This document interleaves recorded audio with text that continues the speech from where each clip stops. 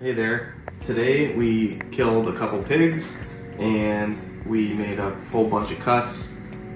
We've been working at this for about 6 hours now, or no, 8 hours. Yeah. Maybe longer. But No, anyways, it was 8 hours at like 6 o'clock. Now it's 9. Yeah, a little tired. Long time. But we've been, we broke down 2 whole pigs and now we're making salami with the ground pork. So just showing you some stuff that made this a lot more efficient for us. Last year I hand stuffed things, which was slow. And so this is the mix here. We got, these are a couple we stuffed already. And we labeled the date and then the weight. There's a percentage of weight you want to lose. I forget what it is. I think it's around 40% or something, but or maybe retain 40. I gotta look it up. But either way, I know the weight and I know the time. So as it loses weight, as it's curing, I can test it if needed. So to cure salami, you need 2 to 3% salt is the magic number with that, and the salt penetrates into the meat and stops the rotting process, and that's why you can eat cured meats. Often people think meats, when they're not cooked, are dangerous, but many people have eaten uncooked meat. You've eaten cured salami from the store, cured capicola, cured meats that you buy in slice. Prosciutto, yep. And that's all not cooked. It's cured / you could call it cooked with the salt process. So the gist of this process is mixing 2 to 3% salt, then paprika, cayenne pepper, garlic. You figure out the ratio you like. I looked up some recipes, followed it, and then added to it. This year we used the salt mixture. We used garlic that we dried from the garden and ground it up, mix it in, and then cayenne pepper, Hungarian peppers from the garden, ground it up, mixed it in, and some paprika that we got from the store, black pepper, and you mix it in a bunch. You mix it for like maybe 10 to 15 minutes because you want it like sticky. With your hands too, because no spoon's gonna get that job done. A spoon is not gonna mix it. You gotta mix it like basically do that first and keep doing that and going like crazy on it for a good 10 minutes to get it mixed in and to get it real sticky. So yeah, so that's that. I think we're gonna do like 60 pounds worth. So now we're gonna put it in there, and in the casings, we use large casings, which is nice, you get a lot in there. I think Do you want to hold one so we can they're collagen see casings. how big they are? Yeah, I think we got around 7 to 9 pounds per tube. And once it's in there, we're gonna smoke them in the smoker, which we've done in another video before. We could do it again. And then this is the yeah, this is the sausage machine stuffer thing. Where'd you get it? Let me see the name of it. I ordered it. Okay, let's see. I don't know. I ordered it last year after. Haka. Yeah. Last year after realizing how Haka. slow hand stuffing was, I ordered this. And it wasn't that expensive. I think it was like $200, which nowadays isn't that bad for a nice stainless steel piece of equipment that makes you efficient. So it works real good too. It's pretty simple too with cleaning. These are the casings. They're soaking in water. I left in there too. Probably need more. Yeah. Too.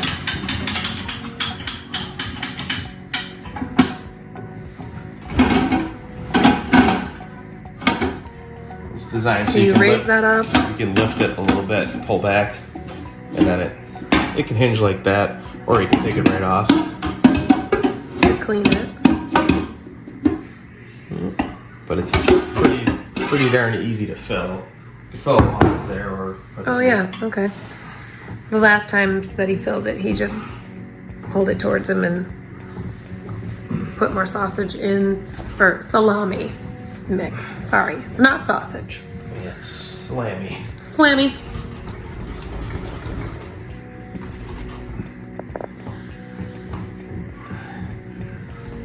And I think it holds 20 pounds, I believe. Last year we made salami and it was good, but it didn't harden. The flavor was good, everything was good about the taste, but it didn't harden like we would want it to. And I've done more research on that kind of stuff, and I believe why it didn't harden was because I smoked it too heavily, which apparently some people said if you smoke it too heavily, it'll do something to the outside that seals it so that it can't breathe then. And then the inside can't let out air or whatever it's doing to let it cure fully. So, because I smoked the crap out of it thinking that was a good thing. That does seem like that's what it did. Yeah. And because it was like hard salami on the whole outer circle. Yeah. And then the inside was a little bit more gooey. Yeah. But it wasn't rotten. It's cured. It had no bad smell to it at all. So we just sliced it up and it was great. Fried it. It was real good cooking a little bit, just heating it up or chopping up. You know, sandwiches I liked it too. So and we've been out of it for a while since last winter. Been missing it. So through further investigation, I think the ticket with curing it, because the smoking process, what I've learned is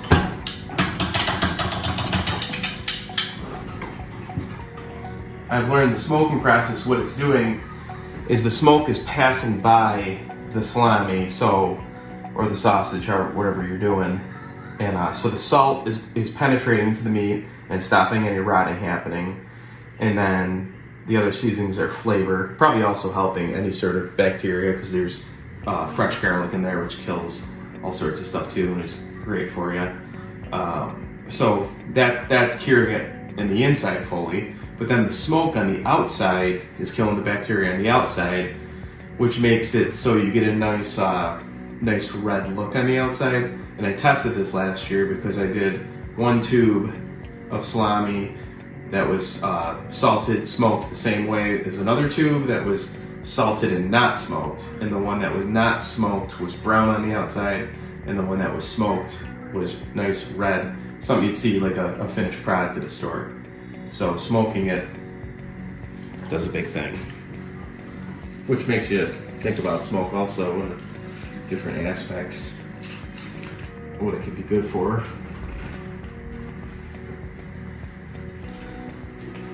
Like when we were camping this year, you could take a smoke shower instead of a shower if you don't want to get in the water or a bath. Do you want me to crank that? I think I can get it. I did the other one. Okay. So now you just keep He's been holding that, and I've been cranking it. Yeah. So that you can get it nice and tight. It's not too bad alone. Try to get a lot in here without getting the too many air pockets, so I squeeze the tube that it's coming out of. I need a good okay. This is very easy though. I'm not like putting much pressure on the crank. The hardest part is probably my hand squeezing the casing. But it took me like 10 minutes to do all this. This is like 30 seconds. Great. Yeah, he was trying to stuff little meatball-sized. Well, and I broke it. Yeah, and he ripped a few of these casings open. Jamming into trying to stuff his fist in there and pressing down on the meat. So, yeah, that worked nice. Yeah. Okay. So now I hold her up. Hold it. Yep. So now you tie through the meat so that you have no air, and you waste a little, but that just goes to the next roll.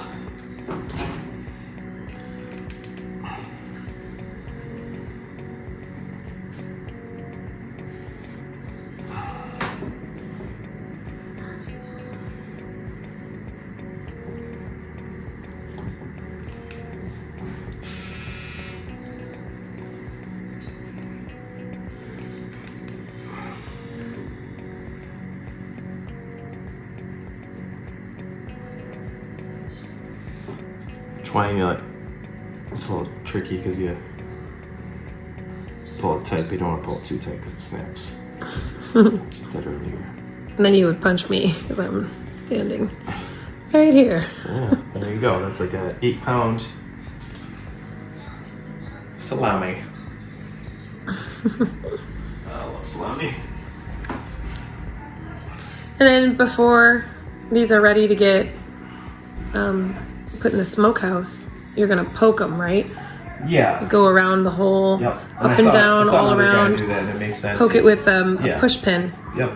Or a needle. Any needle, you just put a bunch of pokes in it, which helps get all these little air and you'll pockets see out. all these air pockets come out. Well, the air presses out. Yeah. Which you can have some air, but if you poke it a bunch all the way around, gets the air pockets out. I think it also would let it breathe a little better. Cool. Nice. All right. So yeah, if you guys have any other comments, let us know. I'm always trying to look into how to do things the old school way before we had freezers, refrigeration, and certain conveniences. And also, like, there's nothing used in this that is synthetic or fake. Everything's salt, pepper, garlic, stuff you can grow or was harvested naturally. So it took me a while to kind of get my mind around how to do these things the old school way that, you know, we're in the abnormal period now from 2023 to 110 years ago when refrigeration and freezers, I believe, came about in the early 1900s. So from early 1900s to the beginning of time, people did things like this: smoking, salt, root cellars, freezing, burying, stuff like that. So we're trying to learn it, and it's fun, and then you don't have to have so much power and electrical too, because if we do this correctly, we're also doing it seasonally. This is December 2023, and this is salami and sausage making season for us, which makes me a little more excited about winter, which I normally don't like, but now we can do a bunch of this, which is fun. So yeah, do it seasonally, then you don't require refrigeration, freezers, all that stuff, and yeah. You just gotta think outside of the box, because we're not trained that way with the day and age we're in. And this too, it's all mechanical. Little cranker. Power goes down, you can still crank your salamis.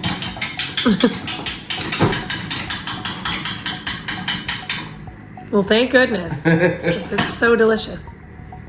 Now we just gotta learn how to make cheese, and we can officially not go to the store ever again. Oh, cheese is hard. I haven't had a whole lot of success with cheese.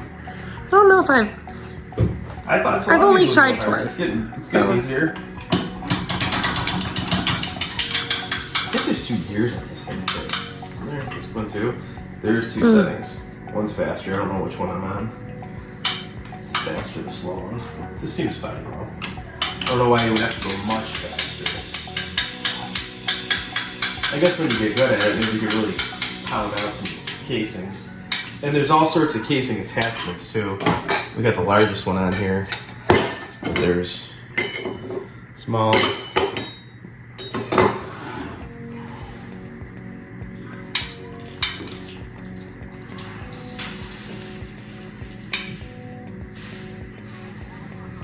Coming out of it.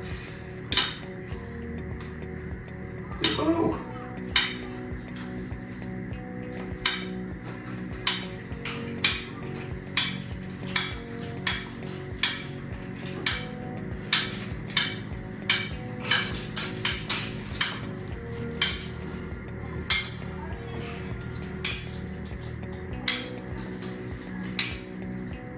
I was saying to Josh in Kentucky that we were making salami, so you can see. Yeah, you'll get to see if you want any more details, let how me we know. do it. And we didn't share how we mixed it and stuff. I can't remember how much you shared in the other video. You're getting close to the end there. So yeah, if you guys got any questions, you want to see any more details, let me know.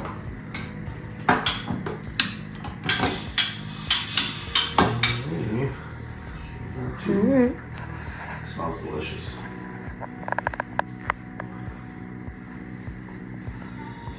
Alright, I'll come hold on to that so you can tie it. So. Yeah, thanks for tuning in, guys. And have a good night. Have a good night. Okay, so we got all the salami made last night, and Jake got it out here, hung in the smokehouse, and here's what he's doing now. A quick way to light the fire. Quick way to light the fire? Is that what you said? Yep. So we're gonna smoke the salami today for a couple hours. And as the fire is getting going, I leave the door open because there's some cardboard in there and some other stuff. Some cardboard and softwood. So you want to smoke with hardwood because there's not the pitch that in hardwood that there is in softwood. So also you're looking for like you don't really want a black smoke or a white smoke. There's like a bluish tint to the smoke, and that's when you know you got the right look to it. So once I get this settled down a bit and get some hardwood in there, then we'll shut the smoker box and let it smoke for probably 2 to 4 hours. I should have got out here and filmed this before you put the smoke. Before it got smoky. Yeah, I don't know if you can even see. Oh, there they are, the salamis. There they are. Ugh. Just hop in there No. and get smoked. It'll get any bacteria off your body. Well, it'll also fill my lungs. I mean, I could cap it for a second.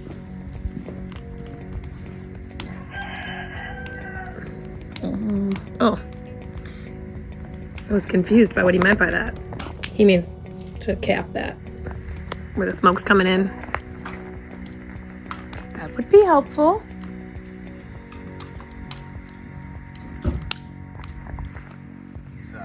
Birdwood. This is just ash wood that we got a bunch of from Tiff's dad this year.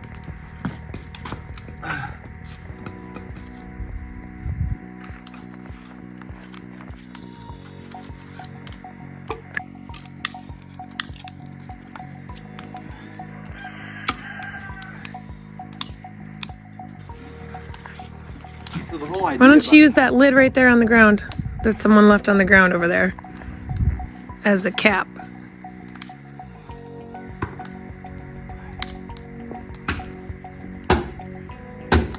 So the whole idea about this is it's a cold smoke. It's not a... Let it clear out. It's actually not a bad idea just to slow the smoke down if you want the smoke it slower instead of kill the fire. But the whole idea about this is it's a cold smoke. There they are. It's not cooking the meat, it's running smoke past the meat, which is going to kill any bacteria that is going to try to do bad stuff on the outside. And You can see the weights on them. Which one's the biggest one? they're all around 8 to 9 pounds. Yeah.